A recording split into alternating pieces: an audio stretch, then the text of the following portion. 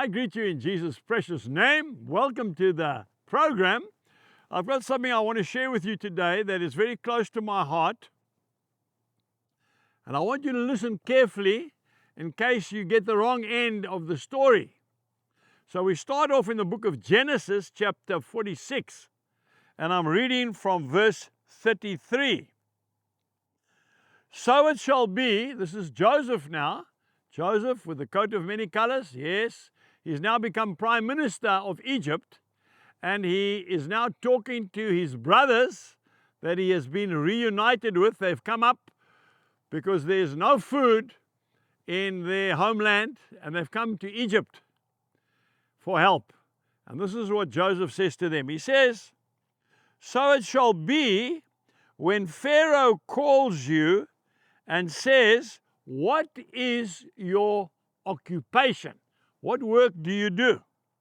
That you shall say, your servant's occupation has been with livestock from our youth even till now, both we and also our fathers. That you may dwell in the land of Goshen. Goshen was the most beautiful part of Egypt, right at the part of the Nile River that goes in to the Mediterranean. Very fertile. Goshen. Now listen to this. This is the important part. For every shepherd is an abomination to the Egyptians. And other translations will tell you that totally distasteful, something that they really hate, shepherds.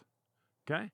So when Pharaoh asks you what your occupation is, tell him that you are keepers of livestock. Don't tell him that you are a shepherd. And then we go to Matthew chapter 7 and verse 6.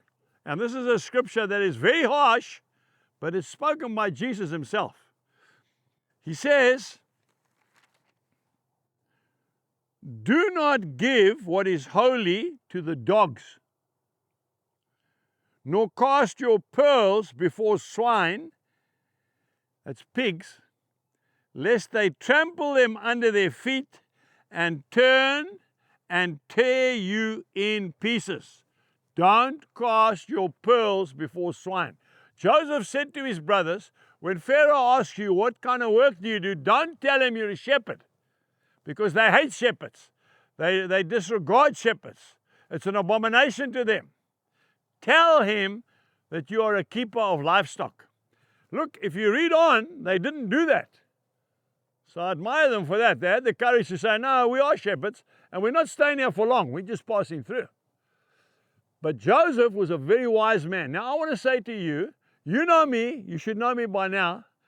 When you give your life to Christ, I always say to you, go and tell the first 3 people that you meet what you did today. And I don't change that at all. But what I am saying is there's a time and a place for everything. Do not purposely cause people to go against God and you because of your lack of sensitivity. There are places, there's no point going into a nightclub where there's a strip show going on and people are drinking and drugging and swearing and telling filthy jokes and then try and tell them about Jesus. It doesn't work like that. There's a time and a place before you do it. I remember a man that was possessed. It was dark at night. The guy went to his house and he just saw him. He said, I'll come back tomorrow. And the next day he came back with 3 other brothers.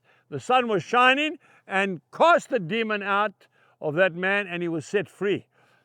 Be sensitive. There's timing involved. There's a time to speak and there's a time to be quiet. Jesus bless you and goodbye.